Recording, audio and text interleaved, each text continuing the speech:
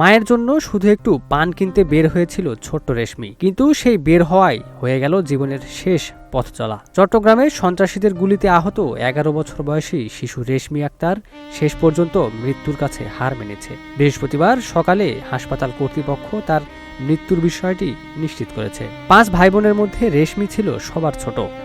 স্থানীয় একটি বিদ্যালয়ের 4র্থ শ্রেণীর শিক্ষার্থী ছিল সে। স্বপ্ন ছিল বড় হয়ে অনেক কিছু করার, কিন্তু একটি গুলি মুহূর্তেই থামিয়ে দিল সব স্বপ্ন।